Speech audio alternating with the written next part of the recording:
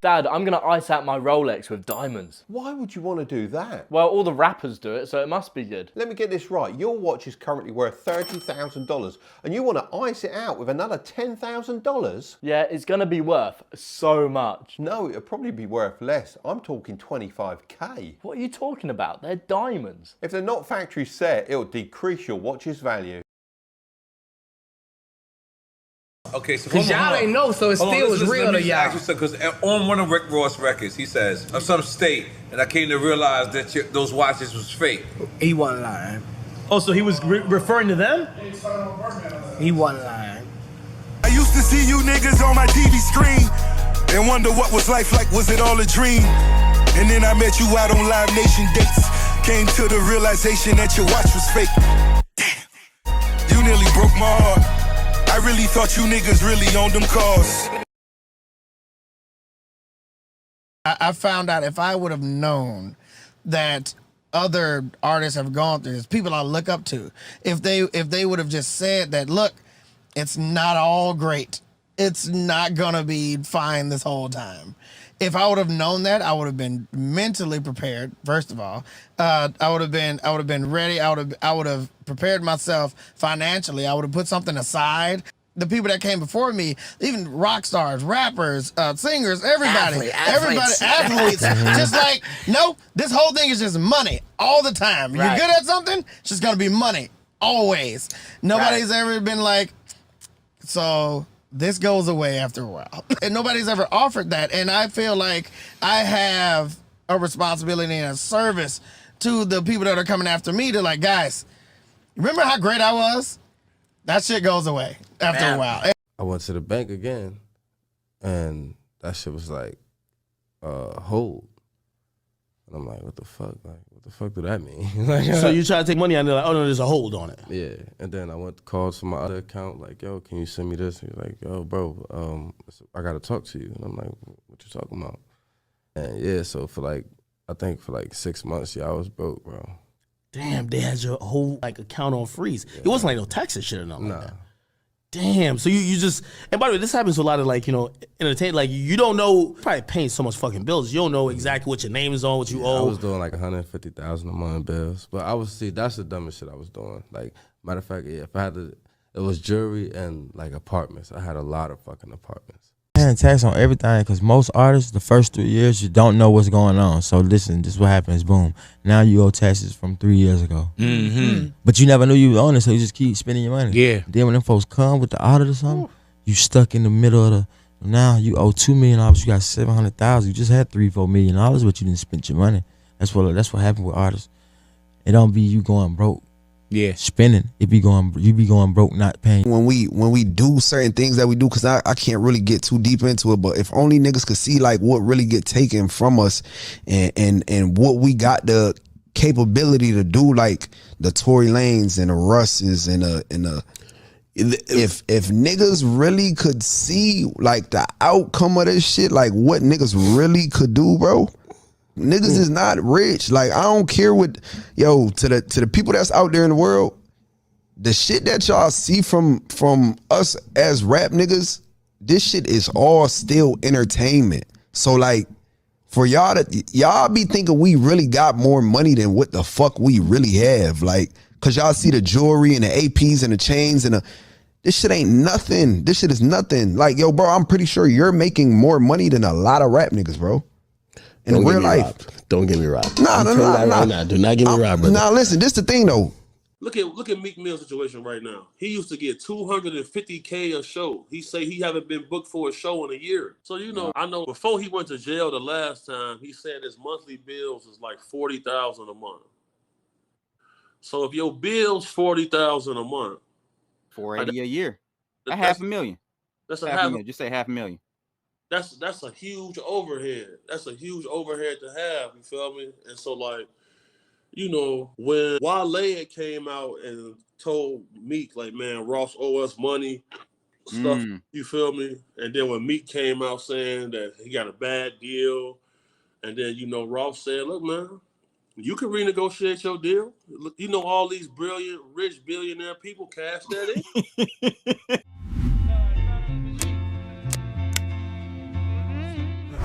Bro, I never really met many rappers who ever even had money. Like, most rappers I seen never really had money. Like, only like 2% of rappers got money, bro. Like, cause bro, if you're not getting booked for shows, you signed to a record deal, you're not getting your streaming money. You got the 360, right? You got the 360. The way you really can get paid from is shows, appearances, sponsorships. So if you're not hot, look at Meek Mill's situation right now. He used to get $250K a show. He say he haven't been booked for a show in a year.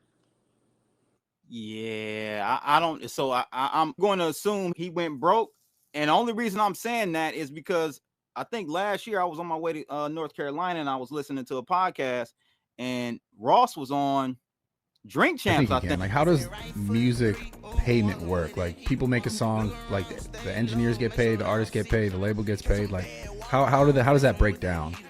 Man, like the streams. Music costs so much money to make, bro. That's why the shit don't come out as much. And it's like, bro, you got producers out here charging $20,000 for a beat, and then they also want percentages on the back end. Then you gotta pay the engineer. Then you gotta pay to get it mixed and mastered. Then you gotta pay to get it up on the streaming platforms. So it's like, it's just so much different size of money that come from it. Then you got the publishing side when the shit hit the radio and get played at this and that. You know what I mean? Like, it's so much different shit. But I started off independent, so I was independent for like 2-3 years before I even got signed to a label. So I was making a lot of money. Like, you make a lot of money on music, I'm not gonna lie. So then why'd you go to label? Because you can't get to that point. That's just like getting money. Yeah. When you first become a millionaire, you know, for the first time, you really think, oh boy, it's on now. But it ain't. Right. That's just like being in your position. When you sign that first check, when you get out there on that field, you get that extension, all y'all done got real money, you understand? But guess what? Y'all just not finna get to the real money. But what And he guess was what? saying though, what And he was guess what? talking to me about Yeah. was like Hov, Lil Wayne. I never Right. understood this. What you was telling me was there's only a few artists in the game that really make money. So everything you seeing ain't real. You know what I'm saying? That was the first time somebody's put me on game when it comes to the entertainment business. But if we get paid to rap about that stuff, they actually pay us more when we rap about more ignorant stuff. So I make sure I even align and come talk on stages like this. But you guys, the NAACP, open up doors for people like me to be able to power forward, because the things that fund us, that don't power me forward. You know, I just make sure, because I know better and I'm at an age point, I'm 36. They power us really from when we 21 to 25, where we really don't know.